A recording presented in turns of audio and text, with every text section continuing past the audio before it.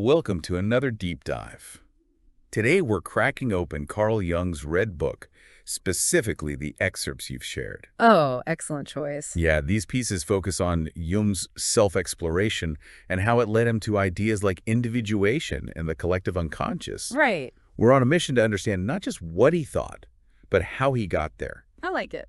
Okay, so the first few excerpts jump into Jung's early influences. Okay. And honestly, they're not exactly who I'd expect. Okay. Mephistopheles from Goethe's Faust, the philosopher Schopenhauer. Yeah. These guys were pretty obsessed with the dark side. Well, what's fascinating is that these figures really resonated with Jung's own sense of duality. He was already grappling with the darker side of human nature, stuff traditional psychology was kind of sweeping under the rug back then. So it's like those influences primed him to see the psyche as this battleground between light and dark. Exactly. And this internal struggle was playing out in his own life, too. Remember those excerpts about his alternating personalities, No 1 and No 2? It's almost like he was living a double life internally way before he formalized those theories about the conscious and unconscious. It's giving me multiple personality vibes, Right. but in a genius kind of way, I guess. Then the excerpts shift gears big time. Okay. We go from personal duality to Jung diving deep into mythology, folklore, religion. Seems like quite the leap, going from patients on a couch to analyzing centaurs. I know, right? But it makes sense when you consider Jung's obsession with the unconscious. Okay. He wasn't content with just the individual. He was hunting for those universal patterns, the archetypes that connect us all. Yep. And guess where he found them? In the stories humanity's been telling itself for centuries. He literally said he was analyzing mythological figures like they were patients. Yeah. Did he ever sketch out a therapy session with a sphinx? That'd be an interesting painting. Could be. But I get it. Myths as a roadmap to the human psyche. Fascinating. Yep. So before we go full-on Mythbusters, let's talk about the Red Book itself. Okay. It's more than just Jung's dream journal, right? Way more. Wow. He was documenting dreams, visions, conversations with figures like Soul and Philemon. Hold up. It's all beautifully handwritten and illustrated. Yeah. A window into how a brilliant mind wrestles with those big psychological and spiritual questions. Okay, hold up. Conversations with Soul and Philemon. Yeah. Is it like channeling spirits, or is there a method to the madness? It's not about contacting ghosts. Okay. This was Jung's active imagination at work, a technique he developed to interact with his unconscious. Huh. He wasn't passively observing dreams. Gotcha. He was having a dialogue, almost like a deep-sea diver, exploring the ocean floor of his own mind. That's a great way to put it. And it was during this exploration that mandalas became a focal point. I knew you'd bring up mandalas. Had to. I find them pretty intriguing, too, all those intricate patterns. Yeah. What's their significance in the Red Book? Jung saw them as these amazing symbols of wholeness, Interesting. representing both the self and this process of individuation, which pops up constantly in the excerpts you shared. Right. He believed that creating them was a way to actually connect with the unconscious, to start integrating those hidden parts into our awareness. Okay, that makes sense. Yeah. So it's like creating a visual representation of the psyche's blueprint. And through that, you're nudging it towards wholeness. Exactly. The Red Book, through its mandalas and other symbolic expressions, becomes a visual and written record of Jung's own individuation process, his attempt to become whole. And this concept of individuation, it's obviously huge in Jungian thought. It is. Could you unpack that a little more? Sure. It seems to be about more than just knowing yourself, right? It is. For Jung, it was this lifelong journey of becoming who you truly are. Right? It's about facing those shadow parts we usually hide, Okay. integrating those unconscious contents into our conscious awareness. But it goes even deeper. It's about cultivating your own unique personality, not just fitting into a mold. So we're talking self-discovery on steroids. You got it. Not just finding out you like jazz music, but facing those demons and Yeah. really owning who you are, flaws and all. Exactly. And it's not a quick fix. Right. Jung saw it as a lifelong process, a spiral of growth. And honestly, a crucial part of being psychologically healthy. I can see that. He believed his Red Book, this record of his own individuation, could be a guide for others navigating their own inner worlds. It's like a treasure map for the soul, but with some potentially scary monsters along the way. Right. Okay, so we've got Jung grappling with his shadow, diving into mythology, and then there's this recurring symbol in the excerpts you picked. Serpent. Okay. You've got a soft spot for serpents, right? I do. They're such potent symbols. Yeah, I could see that. In Jungian thought, they often represent the unconscious itself, that power to challenge AD heal. Like a snake shedding its skin, there's destruction, leaving the old behind, but also this incredible potential for renewal, for rebirth. Speaking of intense imagery, Yeah. there's that dramatic part where Jung faces the death of God and encounters a fiery worm. Oh, yeah. That sounds more like a metal album cover than a psychology It's text. definitely a heavy image. Yeah, But for Jung, the death of God wasn't about atheism. I see. It symbolizes a shift from traditional external religious views towards a more personal, evolving understanding of the divine. Okay. And the fiery worm, as unsettling as it is also linked to that renewal, the birth of a new God, so to speak. So less fire and brimstone, more like an internal Big Bang of spiritual understanding. You could say that. I like that. And tied to that is this idea of the divine child, another recurring symbol in the excerpts. For Jung, it represents that potential for transformation and rebirth within each of us. It's about tapping into the source of creativity and wholeness within, which he saw as essential for individuation. It's like that spark of the divine within, but it's not handed to you on a silver platter. You have to work to bring it to life. Precisely. I can dig it. And speaking of challenging concepts, the excerpts mention the pleroma, Oh, yeah. which might leave some listeners scratching their heads. I'll admit, I had to look that one up. That's a pretty mind-bending idea. So pleroma, for those of us who aren't Jungian scholars, Right. break it down for us. Imagine a state of ultimate unity, but also nothingness. Okay. The source from which everything arises, the catch. It's beyond human comprehension. Okay. Philemon describes it in the Red Book. Right. And it really pushes the boundaries of how we think about reality, the limits of what we can even grasp with our minds. So it's like the ultimate cosmic mystery box. We can point at it, but we can't truly open it. Exactly. That's wild. Jung was exploring the edges of consciousness, going beyond logic and reason. Right. The pleroma, even though it's hard to wrap our minds around, speaks to those mysteries that exist beyond our everyday awareness. It's giving me existential chills in a good way. I feel it.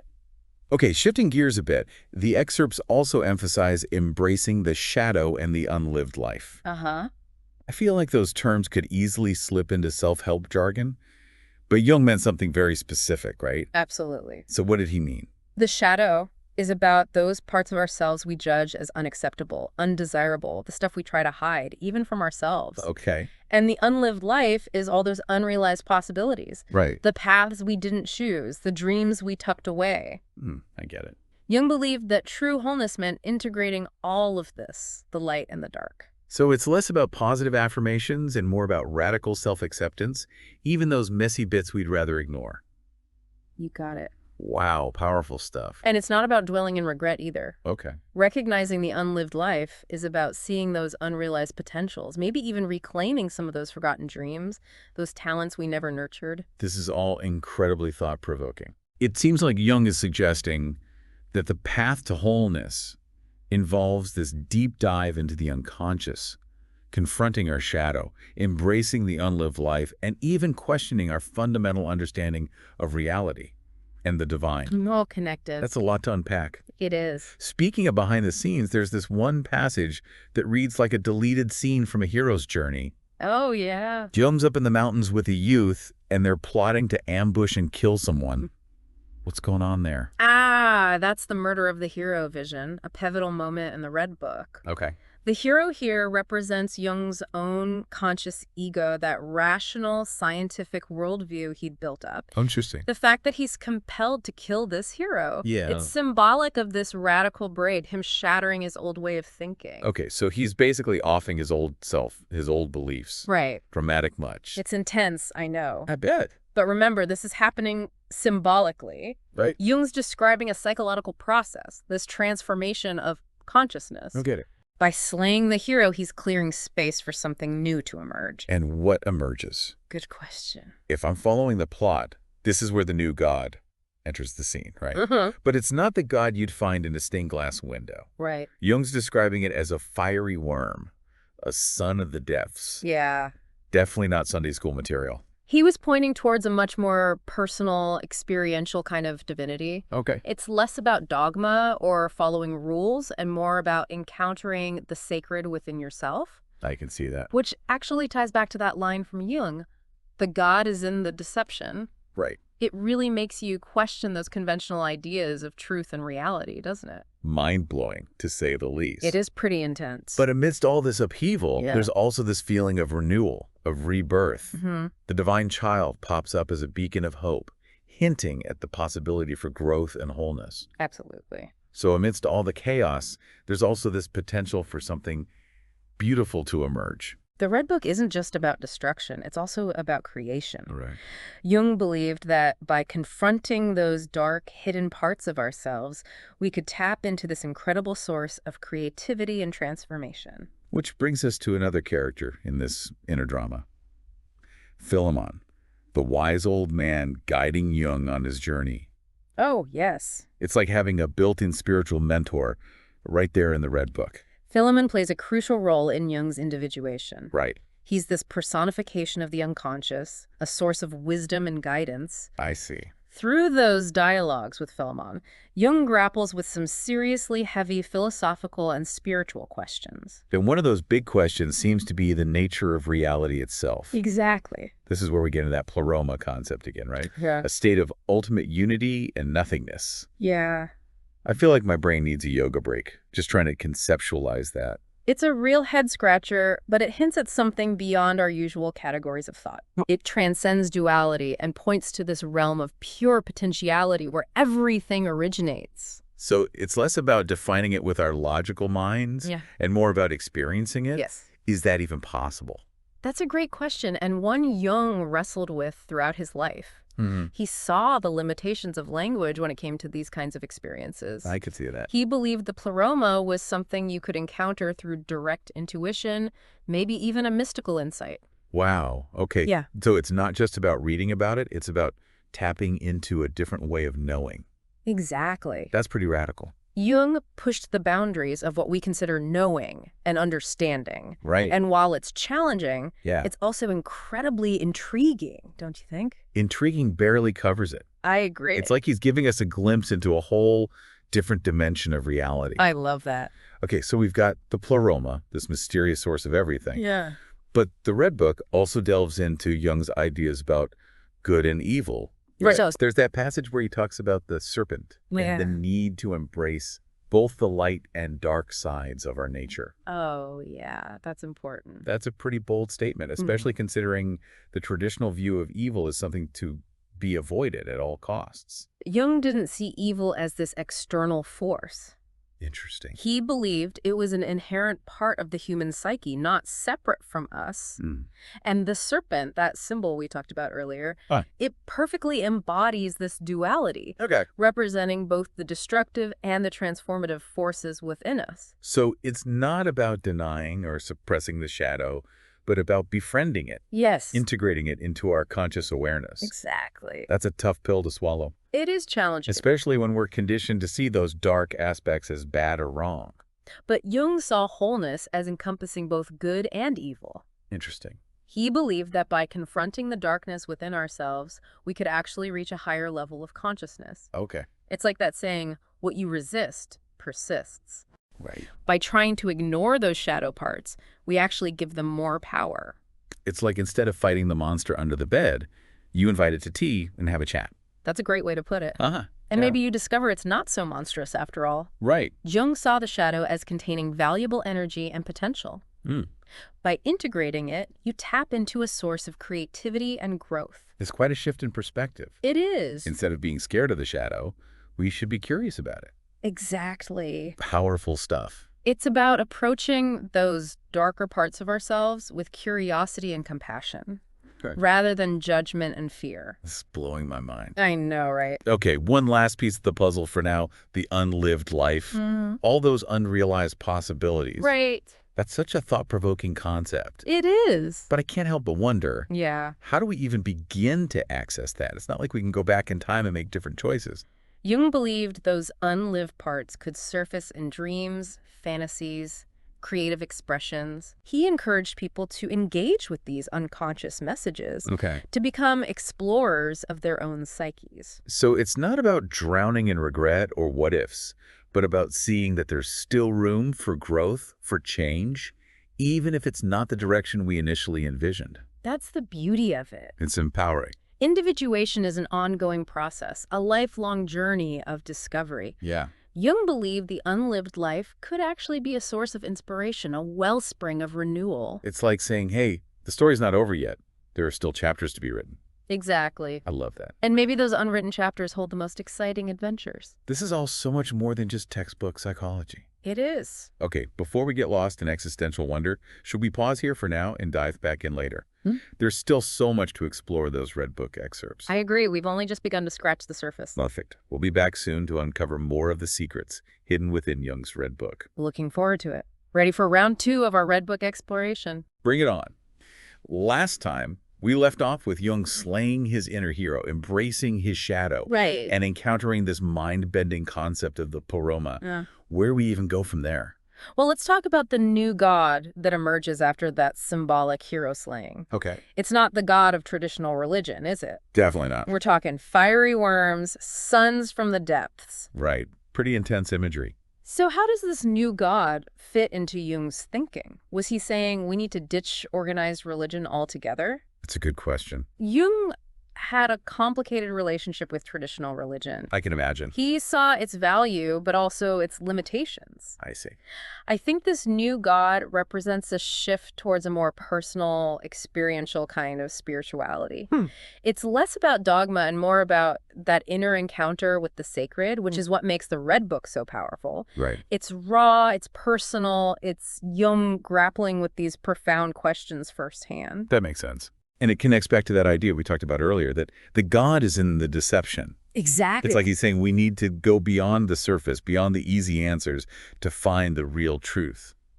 Jung believed the unconscious was the source of truth, a realm where the divine could manifest in surprising, sometimes even unsettling ways. Right. And the Red Book reflects that, doesn't it, with all its bizarre imagery and dreamlike narratives. It's like a psychedelic trip into the depths of the soul. Even with all this upheaval and transformation, there's also this sense of hope.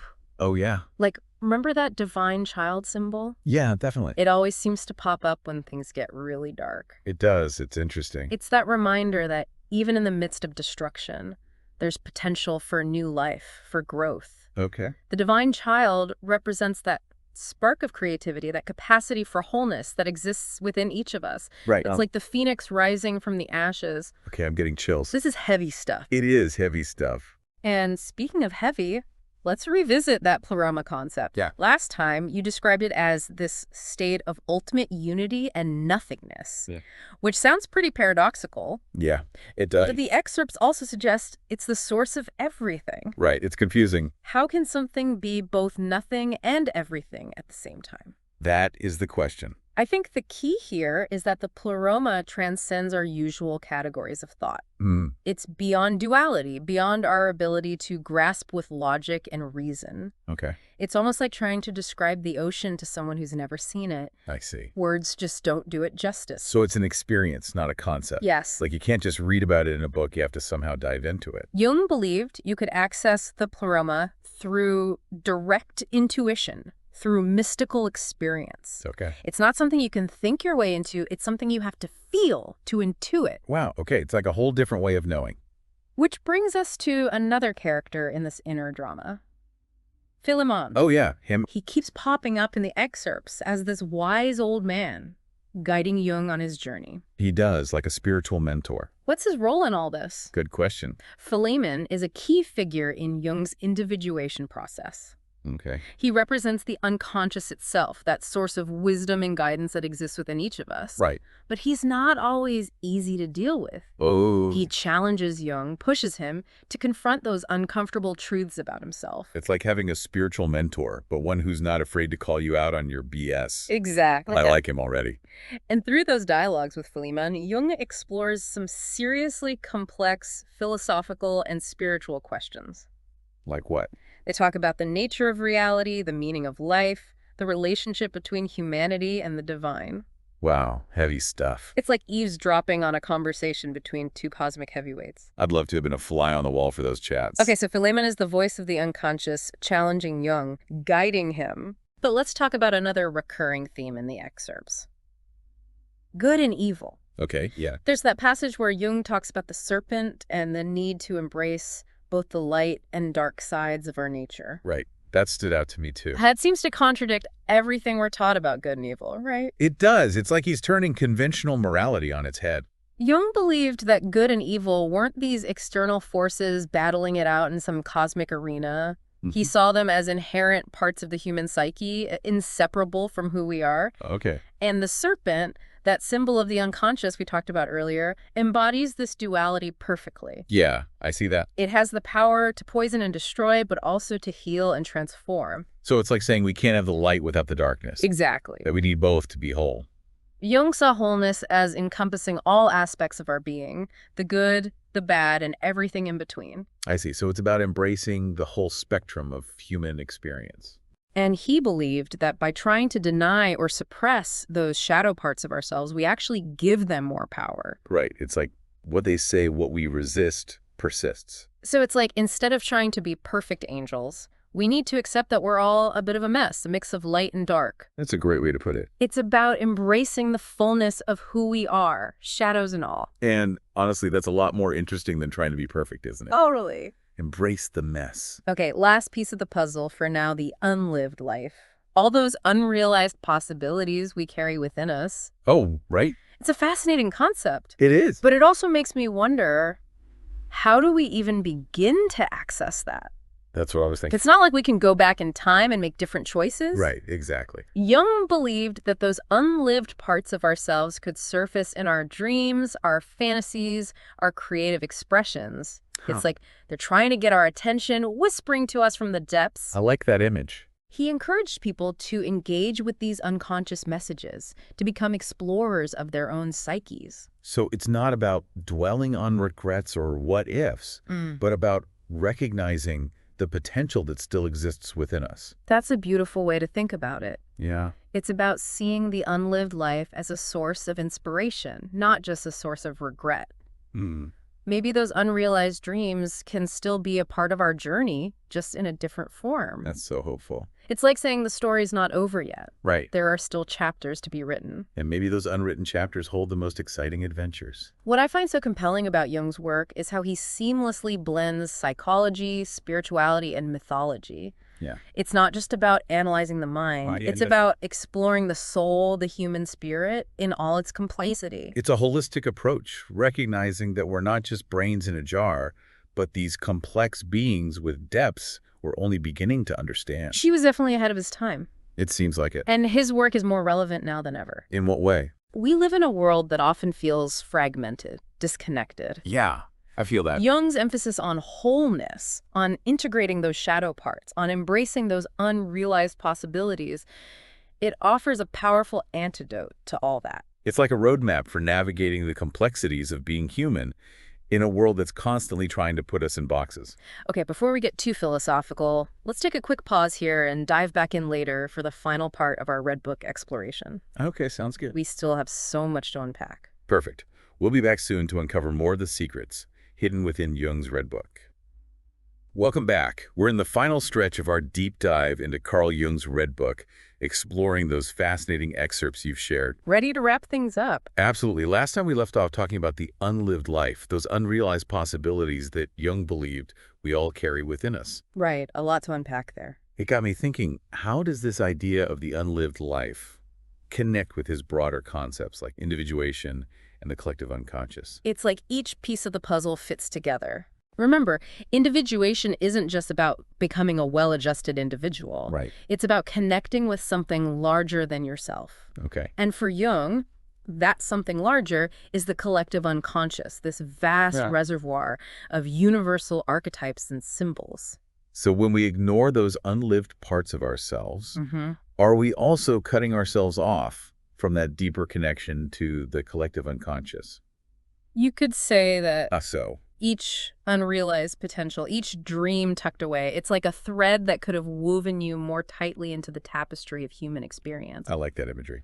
Jung believed that by neglecting those threads, we weaken the overall connection, not just for ourselves, but for humanity as a whole. Whoa, okay, so it's not just about personal fulfillment. It's about contributing to the evolution of consciousness itself. Exactly. That's a pretty profound thought. And it circles back to the idea that individuation isn't selfish. Okay. It's about becoming more fully human, and in doing so, enriching the collective. So we're all connected in this grand cosmic dance of individuation. It's like when a musician masters their instrument, the whole orchestra benefits. I love that analogy. Okay, I have to ask. Yeah. The Red Book is packed with symbols, from serpents and mandalas to fiery worms and divine children. It is very symbolic. It can feel overwhelming at times. What's your advice for navigating this symbolic landscape? Don't get bogged down in trying to decode every single symbol. That's good advice. Jung believed symbols were fluid, their meaning shifting depending on the context, even the individual. Mm-hmm. The real key is to pay attention to how those symbols make you feel. Okay. What emotions do they evoke? What memories or associations come up? So it's less about finding the right interpretation Exactly. and more about letting those symbols speak to you on a personal level. The Red Book is an invitation to a dialogue, not a lecture. I see. Let those symbols spark your imagination, trigger your intuition. Jung believed that's how we tap into their true power, their ability to unlock those deeper layers of meaning within ourselves. It's like those ink blot tests. There's no right or wrong answer. It's about what you see, what it evokes for you. Precisely. Fascinating stuff. We've covered so much ground in this deep dive. Yeah. From Jung's early influences and his exploration of mythology to the profound impact the Red Book had on his theories about the human psyche. We've also touched on the significance of symbolism, Right. the power of the shadow and the unlived life, and even that mind-bending concept of the pleroma. It's been like taking a whirlwind tour of Jung's inner world, It has. seeing firsthand how his ideas developed, how he wrestled with those big questions about the human condition. He was a deep thinker. But I think what's most striking is how relevant his work feels today. Absolutely. Jung's insights into the human psyche, Right? his emphasis on wholeness and individuation, they resonate deeply with the challenges we're facing in the 21st century. So as we wrap up this deep dive, what do you hope our listener takes away from this exploration of Jung's Red Book? I hope it sparks a sense of curiosity, an invitation to explore those deeper layers within themselves. The Red Book is a reminder that the journey of self-discovery is never-ending. Right. It's a lifelong process of growth and transformation. And it's not a journey you have to take alone. Exactly. Jung's work offers a roadmap, a framework for understanding the complexities of the human psyche. Whether it's confronting your shadow, embracing your unlived life, or exploring the power of symbols, Jung's insights can illuminate the path towards wholeness and individuation. So what resonates most with you from this deep dive? Tough question. What ideas or concepts will you carry with you as you continue exploring the Red Book on your own? Perhaps it's the reminder that the unconscious isn't something to fear, but a source of wisdom and creativity waiting to be tapped into. That's a good one. Or maybe it's the challenge to embrace your shadow, to accept those parts of yourself that you've been hiding or denying. Whatever it is, remember that the journey of self-discovery is an adventure worth taking. It is. And Jung's Red Book can be your guide as we conclude this deep dive. Yes. We want to leave you with one final thought from Jung. Okay. The meeting of two personalities is like the contact of two chemical substances. If there is any reaction, both are transformed. That's good. How might this idea apply to your own encounters with others? We encourage you to reflect on this question as you continue your exploration of Jung's fascinating world.